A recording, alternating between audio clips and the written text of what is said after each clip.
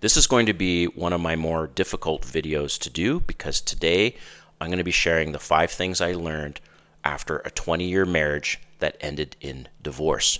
And I wanted to share these things with you guys, especially for those that are currently married or thinking of marriage, because these things happened to me and I'm not going to play the victim. I want to rewind the tape and look at these 5 things and the lessons that I've learned from a 20-year marriage that ended in divorce. All right, look. Number one is I learned that when a woman checks out, you cannot recover. No amount of therapy, no amount of counseling is going to fix it. When a woman checks out, it's permanent, okay? And in my case, my then ex-wife checked out in year 3, year 4, out of the 20 years. I thought that we could make it work. We did go to counseling and therapy, and it just never ended up working. So I stuck around for another 16 years. All right. Point number 2. Point number 2 is this is a big one. Even if you're in an LTR, long-term relationship, you're dating, when the kissing changes, it's over. And when I say the kissing changes, I mean you're no longer kissing passionately. She doesn't want to kiss you passionately. You're not exchanging tongues. You're not using your tongue anymore. And she's always kind of avoiding the kissing. You're just kissing on the cheek, a little bit on the lips, but you're not kissing passionately like you used to. Guys, if this changes, that is the first sign that it's over, man. So that's something I learned the hard way. Number 3 is incompatible love languages. So if you guys have not heard of the 5 love languages, man, you need to memorize this because this is critical. So every single one of us has a top 3. Out of the 5 love languages, 3 are kind of the must-haves that we have, right, that we want to receive.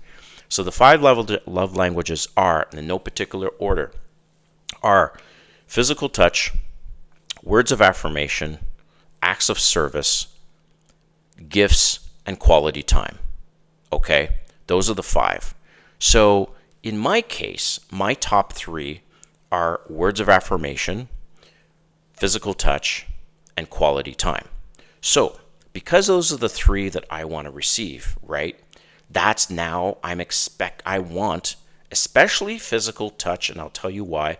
Physical touch has to be in a woman's top 3. So I don't even go on a first date, or if it is on the first date and I haven't asked them before the first date, during the first date, I ask them this question. And guys, you need to ask this very, very early on, like by the first date, basically.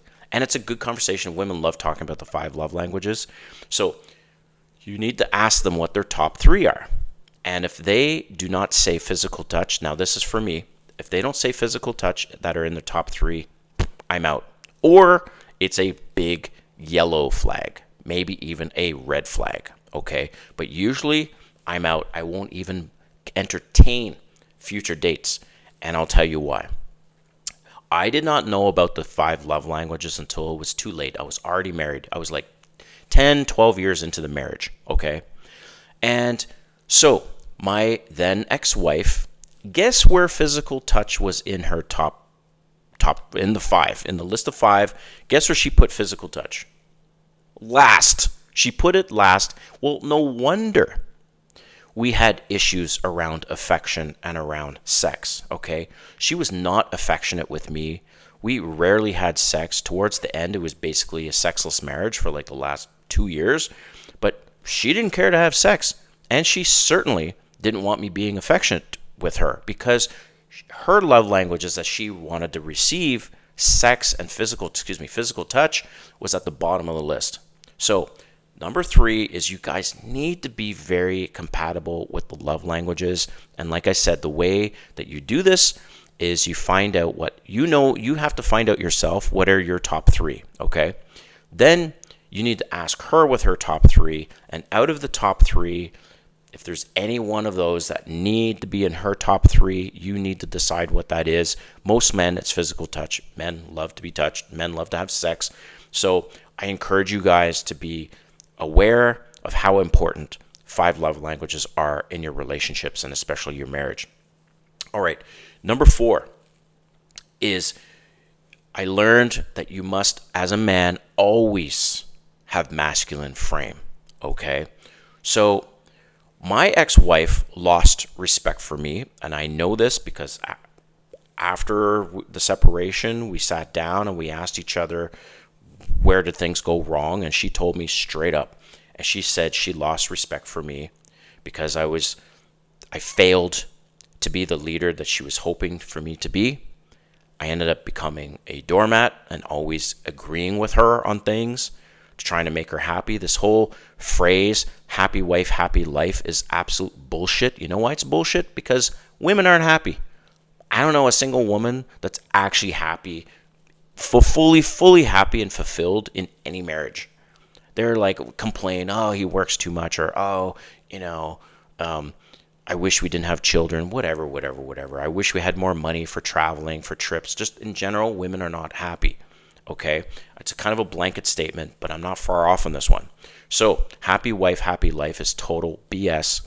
And I was not the alpha that she ultimately wanted me to be. I had to really work on myself in this way once I became single, because I was like, shit, I don't want to repeat this, and I want to become a different man, a better man, the best version of myself. All right. So that's number 4 is you must always, and the thing I learned is have masculine frame in your relationship. All right. So number 5, and I saved the best for last. Number 5 is beta males put women first. Alpha males put themselves first. And I learned a very hard lesson around this because I put her first. Don't ever do that. You need to always put yourself first, even in a marriage. For example, you have this amazing career opportunity, but you have to move. Well, guess who's moving with you? Assuming you're the one bringing in the most money, which is typically the case. Or in order to pay the bills, you need to take on a second job. Or you have a passion for DJing, right? Which I do. You go, you know what? You tell your then wife or in your relationship, I've always wanted to DJ and I'm doing it. If she doesn't agree with it, who cares? You say, look, I'm doing this for me and you need to support this. That's it. Again, it goes back to masculine frame. It goes back to she's not going to be happy anyways about anything you guys do in a marriage. And so you need to hold the masculine frame. You need to put yourself first. And what that does is she, in her mind, thinks, oh shit, I better do my part or else he's just going to walk away. And a little insecurity around that is not such a bad thing in a relationship. Again, guys, I'm sharing this from a failed marriage, okay? And the mistakes I made. The marriage maybe would have failed anyways.